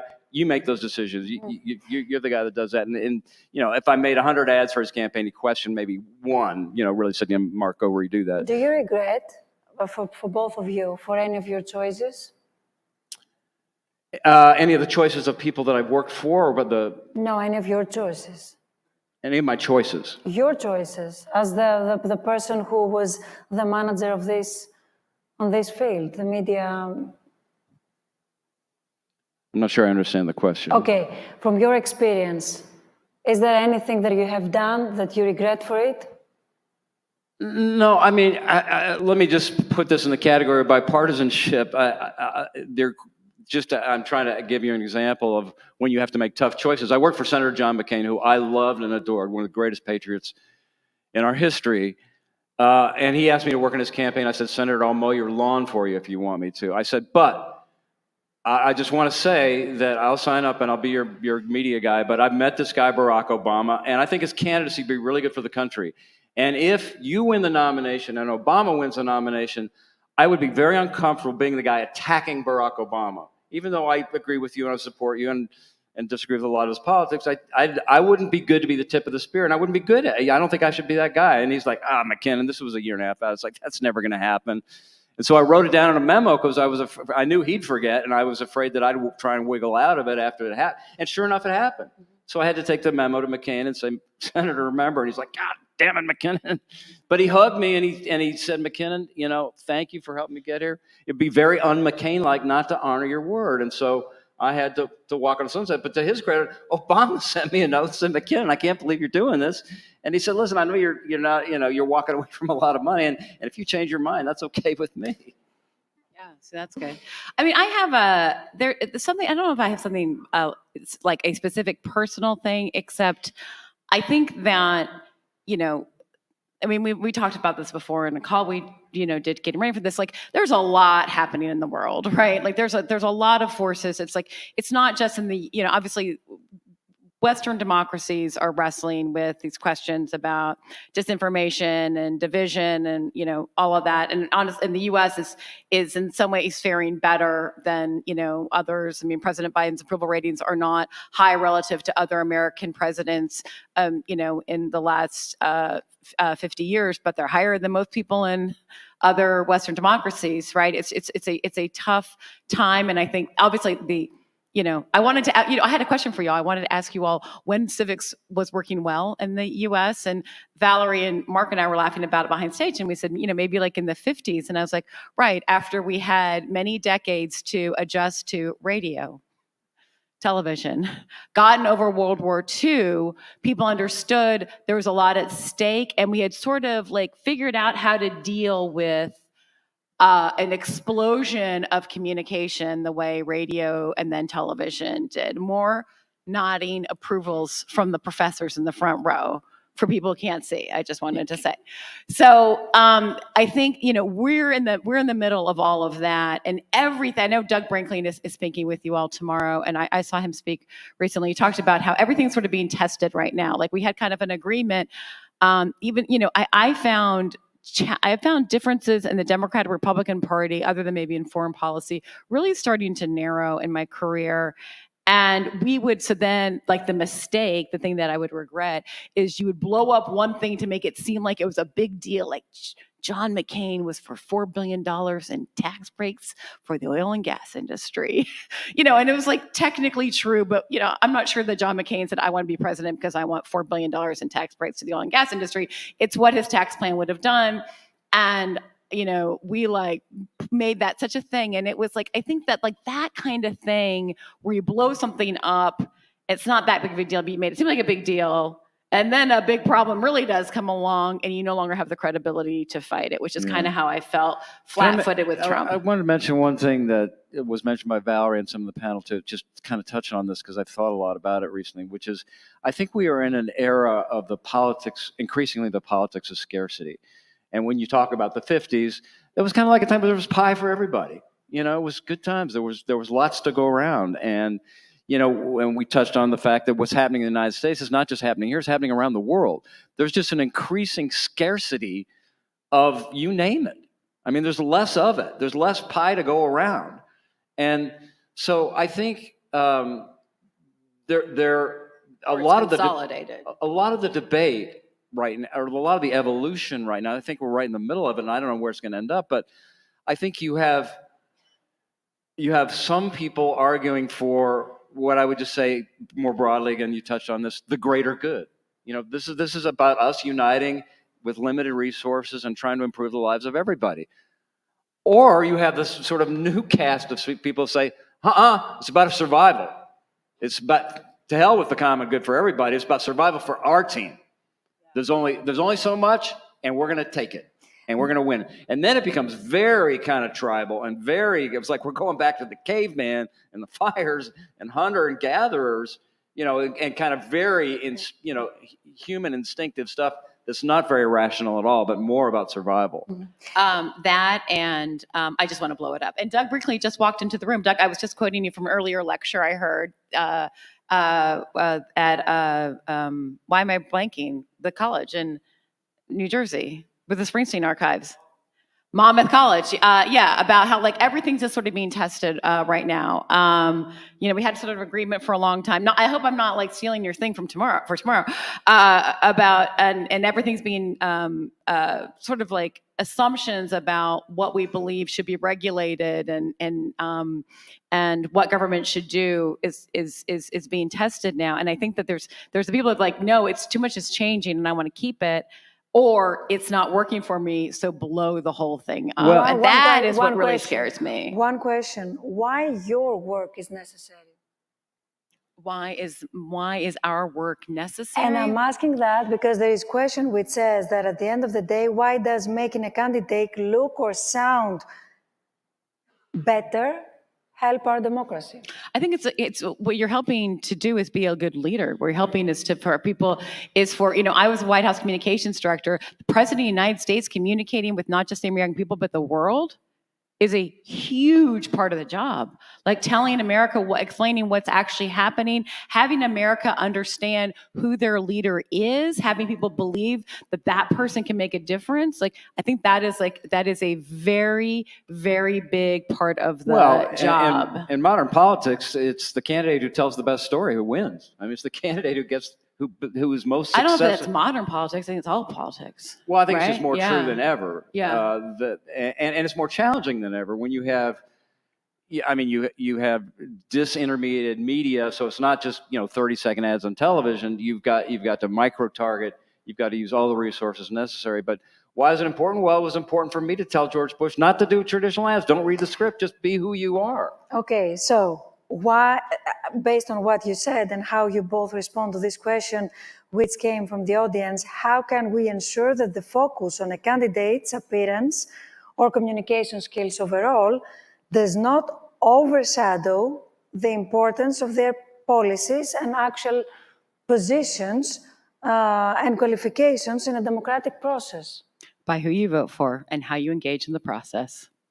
Like that is how it is on you. It is on, it's on Americans to do this. I think Valerie's story about their first campaign, that's a great lesson in civics. What did she do? She got young people involved in this campaign and they saw that it mattered. And like that is the best kind of civics. I happen to believe, because I'm an optimistic person, I know that Mark is a prisoner of hope, if not an optimistic person, that I think this is a great time in American democracy. We can't see it yet, but I think it's getting revitalized. I go to Trump rallies and I go to Biden rallies, and at both places I find people who have never been involved in politics before, who have never gone to a rally before, who think their voice matters.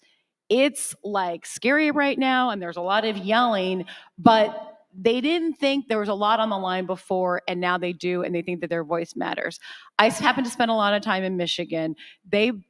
A woman there, after Trump won in 2017, she got on a Facebook group, and she's like, apparently she did some research. She's like, gerrymandering seems to be a problem. I'm going to take that on, and then she got a ballot initiative on the ballot, and it passed. And now there's a Democratic trifecta in Michigan because it was easier to elect Democrats to the House and Senate in the Michigan State Legislature because this one, I think she was 26 years old, Katie Fahey is her name. She decided that she was going to do that. I'm not saying that the goal is to elect Democrats, but it's an example of like a citizen deciding, oh, there's a lot on the line. Oh, and that's not just happening in Michigan. That's happening in lots of states.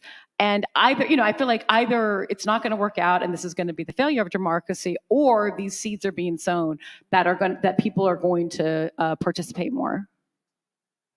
Well, I love what you said about democracy is not something we have, it's something you do. I think that's a fantastic idea. And to Jennifer's point, it's never been under threat like it has been historically when we learned that on January 6th. But we learned that on January 6th. It's like, oh shit, this stuff's important. We got to fight for it because people may try and take it away. So, I mean, your question is, do some of these things overshadow particular policies?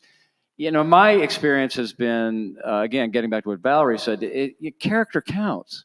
At the end of the day, most voters have fairly complicated lives, and they can't sit down and figure out, where are you on China tariffs or Mexican free trade or whatever it might be. But there are ways in which you lead your life that transfers people trust to you, and they'll say, I believe in your values overall and the way you lead your life, the way you treat your family, that make me believe that I may not know, your 20 policies that matter to me, but I believe in the end you'll do the right thing. And the story you tell about America and where I fit in it, and the story you tell about where America's going, right? I mean, January 6th, so Mark and I used to work on this television show, The Circus, together.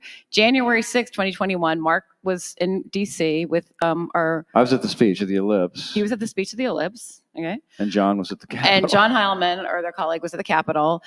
Nobody ever talks about January 5th. January 5th, 2021, I was in Atlanta with our colleague Alex Wagner, where more Georgians voted. It's a historic number of Georgians that voted in 2 Senate runoffs. They had a historic number had voted for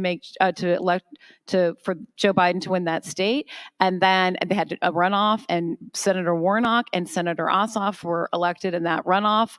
No, nobody votes in runoffs. Historic number, January 5th. So Alex and I were all excited again for democracy, and then next day, cue to you guys. It was all good. The ladies were in charge. Over to you, John. But that's where we are. Huge numbers of people voting, also huge threat over your head. Let's move forward and talk a bit more about the funding. The funding is something, I don't know how different it is, and I don't want to do at this moment the comparison, but for instance, in the US, American people, either whoever works in the field or citizens, voters, they're more familiar with the funding and paid political campaigns, etc. In Europe, this is something like a more gray and blurred zone. You don't know where the money's coming from in Europe? Not always. Yeah. And even if we don't know the paths they follow. So let's get here. I don't think that here the things are the best they could. No, they're getting worse, yeah. I would like, in a very few minutes, to make us understand if there is an ethical part to this process. I mean, there are funds, there is funding. Who decides where the money will go? And where is actually, if there is any sensitive line with whatever we do call funding politics? Yeah. I mean, I think you can't, I would love it if you could get money out of politics. That just like has never been true and it's never going to be true. I think that the answer is transparency. And because of some court decisions that we had, Citizens United is the name of the court case in particular, that now makes it easier for entities outside of presidential campaigns to spend lots and lots of money and you don't know where it's coming from. And by the way, that's for people who are paying attention to laws, right? I have no idea what's going on the other side in terms, it's like there's so much money that gets spent now that is legally hidden from view in terms of who's funding it. It's hard to, and whether there's, and then there, I don't even know what else might be happening, but it is, but I do think, I mean, I think understanding who's funding it is as best as you're going to get in a democracy. Well, I'm sort of shocked to hear you say that it's worse in Europe than it is here, because I can't imagine it being any worse than it is here. I mean, the system is as corrupt as you can imagine. I mean, I don't know how you pass any laws to make it any worse than what Citizens United did, the Supreme Court decision that allowed basically anonymous money to be raised by corporate interests, so that we have no idea who's raising the money or where it's coming from. There's no, I mean, Jennifer makes the point. The important thing, let people raise as much money as they want, let them donate as much as they want, but let's just at least know who's doing it and where they're giving the money, for God's sake. So transparency, that's the issue. That's the key. We just need to know where it's coming from and who it's going to. It's pretty simple. Yeah, for the history, because I'm not an American, so I don't know very well. I didn't say that in Europe are worst or is worse, the whole situation. I said that we know very few. So maybe they are on the same level. Some countries in Europe have public financing, I think, which is a great solution if you could ever get that. The notion of getting that passed in the U.S. seems hard to Jennifer, do. I think you're right. I worked for a long time in all kinds of, sort of reform efforts on the finance side. And I mean, talk about a steep hill and a big rock. In fact, that's why I initially supported John McCain, because he was such an advocate for those reforms. And boy, there's been a lot of lost battles on that Talk front. about backsliding. I mean, going from So I hate to be a pessimist about it, but I mean, to your point, we're never going to get the money out of politics, but the least we can do is provide sunlight. I'm trying to manage the questions. I have many questions. I knew you for weren't. You weren't just cruising through your phone. So no. To be honest, although there are also some questions as well. I would like to ask all of you if you have any question to our speakers, so that I can make a choice here for one, because we ran out of time. Yes, the microphone, please. Thank you. I'm Mike Nelson. I just drove up from Washington, so I hang out with lots of political consultants, but I want to say... A bit louder, please. Yes, I'm Mike Thank Nelson. you. I just drove up from Washington. I know lots of political consultants, and I want to congratulate you on an incredible discussion, and particularly how frank and honest you were. Going back to your discussion about regrets and going back to the summer of 2008, I'm wondering if we could imagine what happened 3 months after you resigned, when John McCain was sitting in a room with people, other consultants, and deciding that Sarah Palin was going to be his VP candidate. A lot of people say that was the start of the dumbing down of our politics. What would you have said to McCain and the other consultants to change his mind? This is an amazing question. Yeah, and it's so close to my heart, because there's some people that I have really loved in politics, but I don't think there's anybody I love more than Joe Lieberman. And I was on the phone with Joe Lieberman a month ago, literally hours after I had this conversation, a long-ranging conversation about reforms that we needed in life and gratitude, and I got the message that he passed. But it of course reminded me, I was so lucky to have that conversation. I had friends that said, oh man, I wish I could have had a last conversation with him. And I said, I got to. But you may recall that Joe Lieberman came very close to being the only person ever to serve as the vice presidential ticket on both parties. And imagine how things could have been different. John McCain's message, which, by the way, I think was one of the greatest messages. I mean, any successful message for a politician needs to some way reflect who they really are. I mean, the more it does that, the more effective the message is going to be. And John McCain's message was country over party. I mean, what guy other than, a guy who'd been prisoner of war for 7 years and had his arms broken, who could more credibly carry that message than John McCain? And what better message could he have sent than to pick a Democrat, Joe Lieberman, to be his vice president? And the three amigos at the time were Joe Lieberman, John McCain, and Lindsey Graham. And Lindsey Graham, who likes to talk a lot, talked a lot, and it leaked it. And it got out to the press. And then, of course, it got back before the decision was made, and it got killed in the crib, because then everybody came to McCain and said, you can't do that, you can't do that. Half the convention will walk out, which I think would have been fantastic. Would have been great TV. America watches, half the party walked out, and they said, McCain cares more about the party than these goddamn delegates. And I think it would have been fantastic. And then what happened was he got in a corner, and again, McCain had his assets and his liabilities. One of the last, it could be kind of impetuous, and he got into a corner, and he kind of said, we're going to throw deep, and for reasons that you can read about in the book Game Change and elsewhere, he made a sort of forced, last-minute pressured decision that had really serious consequences. Thank you both. Unless there is any other question, I'm happy because I see many people who are joining tomorrow's summit here. Many of them are journalists. Many of them are coming either from very close to where we are or other from my country, Greece. So it's very important, because when journalists are also involved as political reporters, there is another issue there. How do we learn, or how do we convey as reporters the news and the story, or we support the image of the party overall and the politicians, the politician, the political reporters overall cover. Thank you so much for being here. Thanks. Keep the faith, carry on regardless. Kick it hard. Thank you. Thank you both. So the day tomorrow will be long.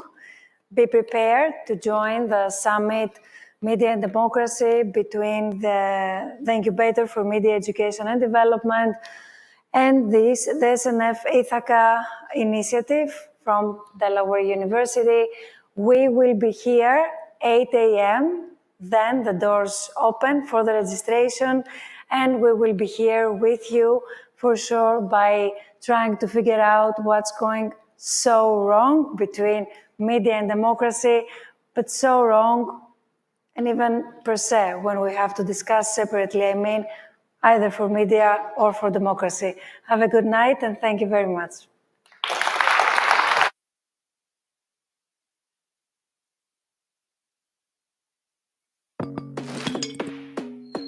From donating spare change to using your spare time to advocate for change. From making efforts to include someone to creating an environment where everyone belongs. From campaigning for liberty and justice for all to striving for liberty and justice for all. From giving someone a hand when they speak up for what's right to lending a hand as a volunteer. From participating to fully participating. Active citizenship is a cornerstone of democracy. Through its grant-making, the Stavros Niarchos Foundation aims to strengthen both, and we are proud to present a series of open discussions on civic engagement and civil discourse implemented by SNF Dialogues, curated and moderated by Anna Kinthia Busduku, and in collaboration with the New York Public Library, the University of Delaware, and the SNF Agora Institute at Johns Hopkins University. More information at snf.org. Stavros Niarchos Foundation, empowering humanity.